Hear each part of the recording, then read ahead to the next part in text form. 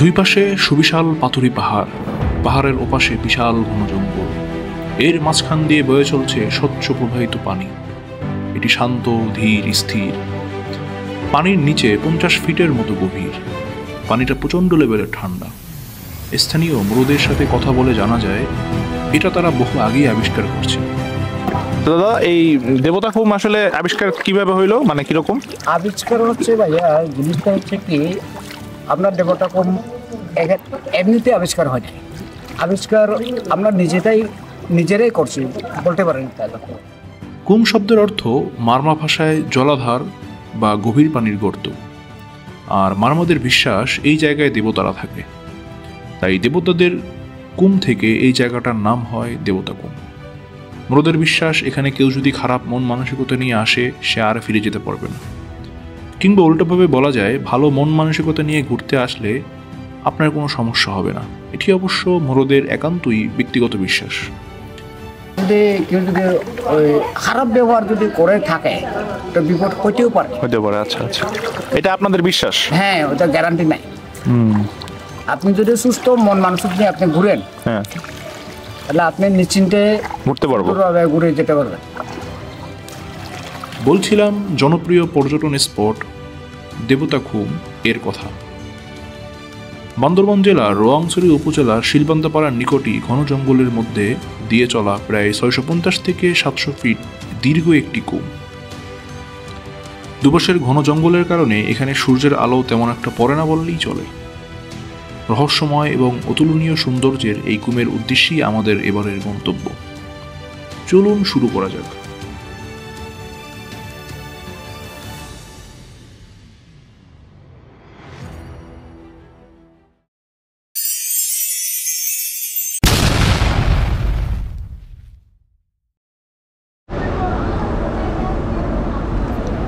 দেবতাকুম যাওয়ার জন্য প্রথমেই আপনাকে আসতে হবে দেশের বৃহত্তম বাস স্ট্যান্ড সায়দাবাদে। আপনি চাইলে কল্যাণপুর, গাবতলী, উত্তরা, টঙ্গী স্টেশন থেকেও হানিফ, শ্যামলী, সেন্ট মার্টিন এবং দেশ পরিবহনের নির্দিষ্ট বাসগুলোতে সিট বুকিং করে উঠতে পারবেন। ভাড়া নন এসি 780 থেকে 800 টাকা, অর্থাৎ 700 থেকে 800 টাকা। এসি ভাড়া 1200 থেকে 1400 টাকা পর্যন্ত। আমরা ছিলাম সংখ্যায় 13 জন। আবার ঢাকা থেকে বের হতে হতে রাত বেজে গেছিল 12টার মতো। এই সময়ে লাইনের গাড়িগুলো মিস হয়ে যাওয়ার কারণে একটি হাইস ভাড়া করি 13,600 টাকা দিয়ে। দেখো সবাই বাসে টাসে যায়, আমরা একটু বস, এই যে আমরা হাইসটা দেখাও, এই যে আমরা হাইস আমাদেরকে একদম বান্দরবান সদরে নিয়ে যাবে। রাতের ঢাকার বিভিন্ন অলিগলি ঘুরে আমরা উঠে পড়লাম চিটাং রোডে।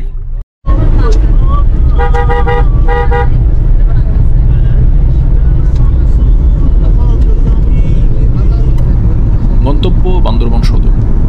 আমরা ইতিমধ্যেই চলে আসছি কুমিল্লায়। হাইসে ওঠার 2 ঘন্টার মাথায় কুমিল্লার বিশ্ব রোডে চলে আসছি। আমাদের একটু বিরতি দরকার। বিরতির কথা ড্রাইভারকে জানালে তিনি রাস্তার পাশেই একটি রেস্টুরেন্টের দোকানে গাড়ি থামালেন। পাকার 2 ঘন্টা আমাদের হাইস চললো আর কি। এরপর আমরা কুমিল্লা জেলার এরকম একটা জায়গায় চলে আসলাম। এখন আসার পর মনে হইতেছে যে প্রচন্ড ঠান্ডা, যদিও এখন শীতকাল না, বাট শীতকালে একটা আমেজ পাইতেছি। ঠান্ডা ঠান্ডা বাতাস আসতেছে, এটাকে বলা যায় শেষ রাতের বাতাস আর কি। হ্যাঁ, শেষ রাতে কিন্তু একটু এরকম বাতাস হয় আর কি। আর ঘুমের দফা হয়ে গেছে অনেক আগেই, ঘুম তো আর আসতেছে না। তবে কালকে যে একটা বড় সড়ো প্ল্যান আছে আমাদের দেবতা কুমের উদ্দেশ্যে, সেই প্ল্যানে যদি ঘুমিয়ে উঠতে পারতাম তাহলে হয়তো আমাদের চমৎকার একটা ট্যুর হইতো আর কি। কিন্তু যেহেতু এখন ঘুমাইতে পারতেছি না, সেহেতু কালকে কতটুকু এনার্জি নিয়ে আমরা দেবতা কুমে যেতে পারবো সেটা আসলে বলা যাচ্ছে না। তাও আশা করি সব ঠিকঠাক থাকবে ইনশাল্লাহ। ভোর এখন অলমোস্ট 5টার মতো বাজে।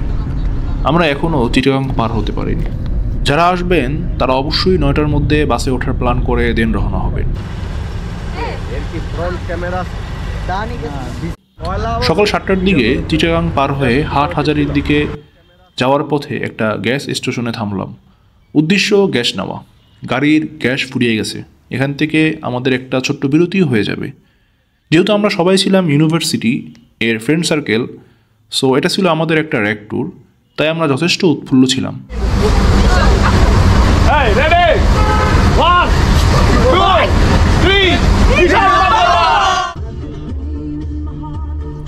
এরপর আবার গাড়ি ছেড়ে দেয়।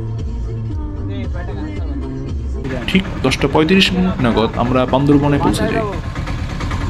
এবার গাড়ি থেকে নেমে আমাদেরকে চাঁদের গাড়ি নিতে হবে।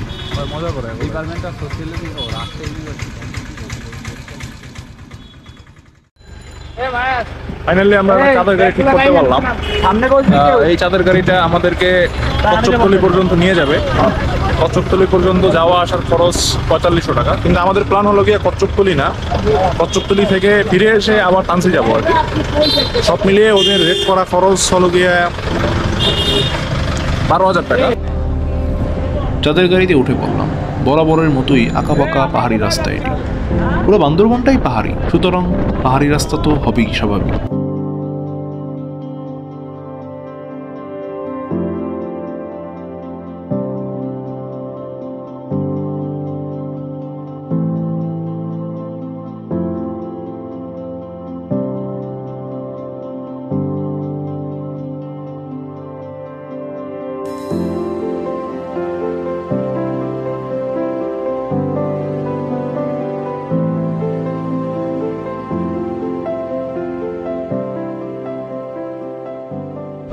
অলমোস্ট 1.5 ঘন্টা পর আমরা এরকম একটা জায়গায় চলে আসছি। এটা হলো গিয়ে রংছড়ি থানা, উপজেলার থানা।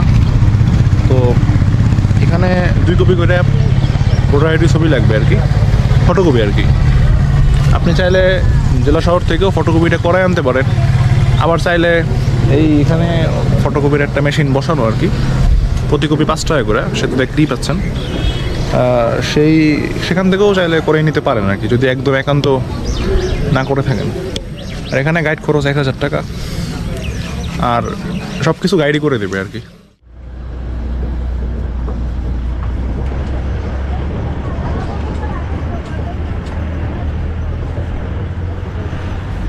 প্রায় 30 মিনিট পর রোয়াংছড়ি থেকে চলে আসলাম একটা বাজারে। এখান থেকেই আবার 1 কপি করে ভোটার আইডির ফটোকপি দিতে হবে এখানকার সেনাবাহিনীকে। রাস্তাটা একদমই নতুন করে করা হয়েছে, দেখেই বোঝা যাচ্ছে এখান থেকে আবার ঢালাই করে রাস্তা করা হবে। ওই যে রোয়াংছড়ি যে পুলিশ স্টেশনে আমরা ভোটার আইডি ফটোকপি দিলাম, এরপর আমাদের ভোটার আইডি দেখলো শিলবান্দাপাড়ার কাছে যে আর্মি ক্যাম্পটা আছে সেখানে। ওইটার নাম শিলাগড়, মানে এরকমই একটা নাম আর্মি ক্যাম্পটা। তো ওখানে আমি একটু ভিডিও করতে চাইছিলাম, কিন্তু আর্মিরা নিষেধ করলো আর কি, তো আমি আর ভিডিও করি নাই। তো আপনারা অনেক সময় হয় কি যে শিলবান্দাপাড়ায় পর্যন্ত এসে আপনারা চলে যান আর কি ট্রেক করতে, বাট এখন রিসেন্ট রাস্তা হয়েছে, রাস্তা প্রায় অলমোস্ট 70% দিয়ে আসে আর কি রাস্তায়। এরপর মনে হয় 15-20 মিনিট ট্রেক করে দেবদখমে যেতে হয় আর কি। তো খুব দ্রুতই হয়তো দেবদখম পর্যন্ত আমরা রাস্তা পেয়ে যাব। একটা সিঁড়ি পাইছি আমরা, চমৎকার বানাই দেওয়া সিঁড়ি, মানে আমরা শিক্ষা সফরই গেছি। এটাতে নাম দেখলাম কেন আমি? তাড়াতাড়ি আয়। কি রে, আমারে আবার ফলো করতেছে কে?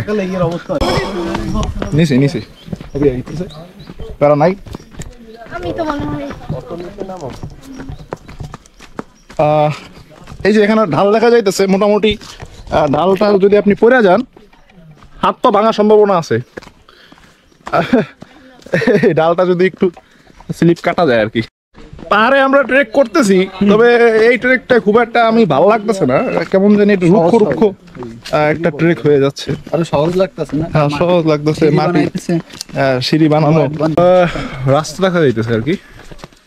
রাস্তাটা পার্সোনালি আশা করি নাই, কারণ এত গহীনেও রাস্তা হয়ে যাইতেছে, তার মানে বান্দরবান কিছুটা আধুনিক হয়ে যাচ্ছে অনেকটা। হয়তো আগামী 20-25 বছর পর এই যে রাস্তাগুলো দেখতেছি, এখানে খাম্বা থাকবে, বিদ্যুতিক খুঁটি থাকবে। আমার ধারণা আগামী 5-7 বছরের ভিতরে এই এলাকায় ওয়াইফাই চলে আসবে। একটা সময় যেখানে মানুষ আসতেই কষ্ট হয়ে যেত, আধুনিকের জন্য সহজ হয়ে গেছে। আবার আমরা অনেক কিছু হারাইছিও এবং হারাবো আর কি। একটা নেচার, একটা বিউটিফুল নেচার, যেটা গড়তে লক্ষ কোটি বছর লাগে, সেটা আমরা আধুনিকের জন্য কয়েক বছরের ভিতরেই আমরা সেটাকে শেষ করে দিতে পারি। পরিবেশটা অনেকটাই রুক্ষতার মতো। শীত শেষ হয়েছে কিছুদিন হলো, পুরো পরিবেশটা এখন বেশ রুক্ষ। বর্ষাকালে হয়তোবা চমৎকার একটা পরিবেশ হয়ে ওঠে এই জায়গাটা।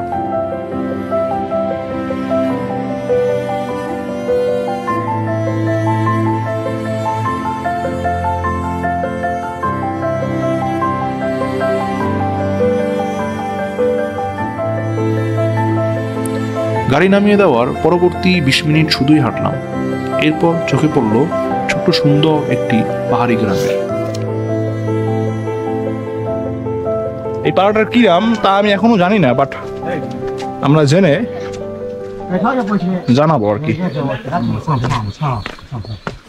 এই যে দুজন পাহাড়িদের দেখা যাচ্ছে, আমরা একটু জিজ্ঞাসা করি পাড়াটার নাম কি। মামা এই পাড়াটার নাম কি? পাড়াটার নাম কি? শিলবন্তা পাড়া, যে আমাদের কমকিত শিলবন্তা পাড়া এটা। গ্রামে কিছুক্ষণ থেকেই আবার আমাদের রওনা শুরু হলো একটা খোলা প্রান্তর দিয়ে। উদূরেই দেখা মিলছে দেবতাকুমের প্রবেশ পথের। এখানে যদি আপনি নৌকায় চড়তে চান অথবা ভেলায় চড়তে চান, যেটাতে চড়তে চান না কেন সমস্যা নাই, আর লাইফ জ্যাকেট যদি নিতে চান, সব একটা প্যাকেজের ভিতরে 150 টাকা। সে আপনি লাইফ জ্যাকেট নেন অথবা না নেন, তবে আমি হাইলি সাজেস্ট করবো আপনারা লাইফ জ্যাকেট নেবেন, কারণ এখানে ঘুমটা একটু গভীরতা আছে। সাঁতার জানলেও পড়ে গেলে কিন্তু একটু ভয় লাগবেই, তখন সাঁতারও কাজ হবে না হয়তো। সবকিছু আনুষ্ঠানিকভাবে শেষ করে আমরা এবার পাথুরি পথ ধরে চলছি সামনে দেবতাখুমের উদ্দেশ্যে। এক পাশে নীল জলরাশি আর এক পাশে পাথুরি রাস্তা, সেখান থেকে আমরা হেঁটে হেঁটে যাচ্ছি মূল দেবতাখুমের উদ্দেশ্যে। বর্ষাকালে এই পরিবেশটা আরও চমৎকার হয়ে ওঠে। এই পুরো জায়গাটা পানির নিচে চলে যায়। তখন মূল দেবতাখুমে ঢোকার জন্য আপনাকে বেশিক্ষণ হাঁটতে হবে না।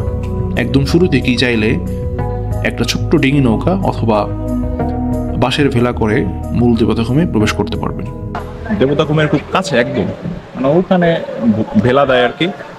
আজকে অনেক ভিড়, যার কারণে আমাদের বাসের যে ভেলাগুলো আছে সেগুলো পেতে 2-2.5 ঘন্টা লেট হবে। তা আমি সেই ফাঁকে একটু ড্রোন ফুটেজ নিয়ে নিলাম, একটু পরে আমরা ওই ভেলায় যাবো আর কি। মানে বম সম্প্রদায়ের, একজন হলো গিয়া মারমা সম্প্রদায়ের, ওরা এই এলাকায় আসছে বেড়াতে আর কি, এই দেবতাখুমে। তোমাদের গ্রামকে এই শিলবন্দা এখানে বেড়াইতে আসছে হেডম্যান পাড়া, ওরা হেডম্যান পাড়া থেকে আসছে। এটা ফাইনালি আমি বাঁশের ভেলায় চড়তে পারছি। আমাদের গাইড শিশির দাদা, তিনি আমার ভেলাটি চালাচ্ছেন, তিনি আমাদেরকে ঘুরে ঘুরে দেখাবেন। চলুন আমরা উপভোগ করি বিস্ময় সৌন্দর্যের অতুলনীয় এই দেবতাখুমকে।